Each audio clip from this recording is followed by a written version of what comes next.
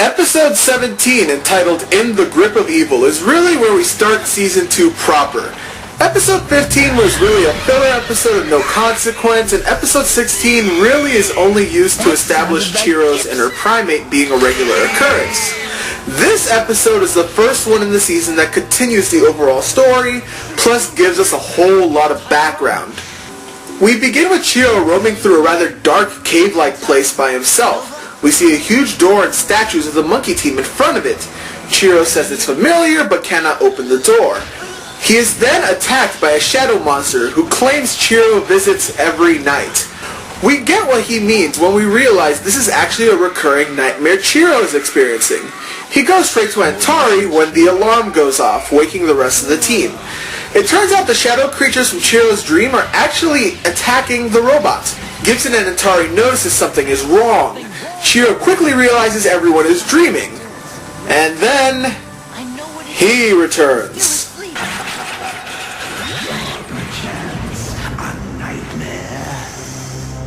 Skeleton King, you're gone! Skeleton King separates the team and puts them into a unique dream world. Antari, Nova, and Chiro attempt to fight off this big worm thing to no avail until a strange man comes to their rescue. He claims to be a friend and that they are in the Dreamland. He accompanies the trio as we see Gibson, Sparks, and Otto in their own location based off their own memories with many references to Season 1. Let's see what they are! We have Lord Scrapperton's head scurry off, Scrappy being from episodes 4 and 11. He goes into the elevator monster from episode 7, Pit of Doom. Inside the elevator is Big Muscle Mandarin from the season finale, alongside Zako from the first episode. The sky is made up of thingy clouds, episode 8. There is a Fly Tour Fly, episode 9. A giant Aurora 6 from the Sunriders, episode 5. And,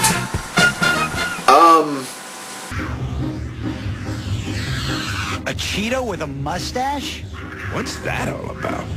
I don't recall any memory of said cheetah. I was curious if I could perchance have a spot to eat. What do you want to eat?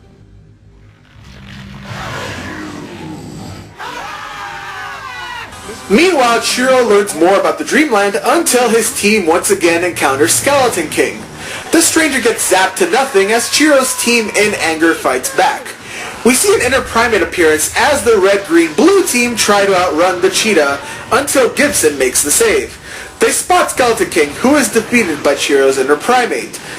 A minor thing, but this is the first appearance of system reboots when the monkeys get knocked out. An interesting idea we will see a lot of in the future.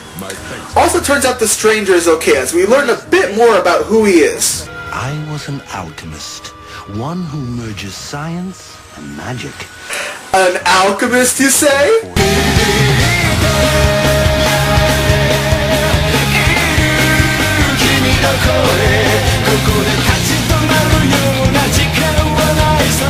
The Alchemist gets cut off when Skeleton King returns yet again and has everyone plummet. Luckily, the Alchemist is able to make the save. He asks the team to dream the door as we see the door from Chiro's original dream. Only the monkeys can open this door as something unnerving is behind that door. Again, the Door of Truth from Full Metal Alchemist comes to mind, although to be fair it's only called that in Full Metal Alchemist Brotherhood, which was years after Monkey Team. This is where things get tricky. It turns out the Alchemist is responsible for creating the entire Monkey Team, including Mandarin, who makes an appearance there. Twice. It was pointed out in my channel comments how before the Alchemist pulls the switch to grow the monkeys, you see a monkey pop out. But there already is 6 monkeys in the tubes. An odd animation error there. The team are forced to lose their memory. Why, you may ask? I'll just let this scene play out. Because of what I was becoming, I created you to protect the universe from a great evil. Myself. I am your father. Oh no! No. Yes, I was once a mortal creature, weak with noble goodness. I thought myself a hero. I was a fool. You made the monkey team? No! My pathetic human side made these filthy primates. Skeleton King fights the team and soundly overpowers them. This fight scene shows the Monkey Team look extremely powerful with their attacks, but they're still no match for Skeleton King. And Tari realizes that the team are still dreaming, so everyone wakes up and gets away from the dream world. Except Chiro decides to get one more shot at Skeleton King until he awakens. It turns out that while Skeleton King is around, we don't know if he actually still lives or only exists metaphysically. We get these questions and more as we end the episode. This is quite an episode story-wise. We get a whole lot of backstory, references to past episodes, and a really good fight scene to climax. Plus we get two great bits of character development. The first being that while yes, it was hinted at in Season 1, this is the first outright example of Antari acting like a father figure, as Chiro goes straight to Antari when he's having these nightmares, and Antari readily tries his best to both calm his nerves and explain the situation. More nightmares, Chiro? For almost a week now.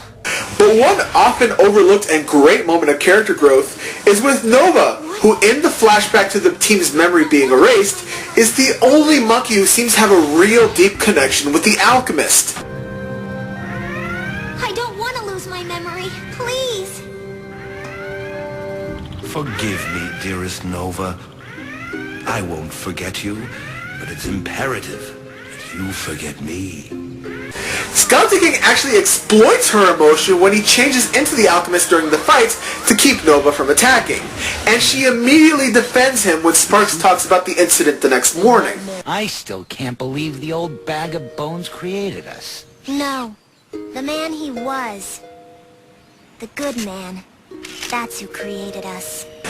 This episode gives us a whole lot while not answering all our questions, and even giving us new questions. Some of these issues will be discussed in the future, including our next episode, Versus Chiro.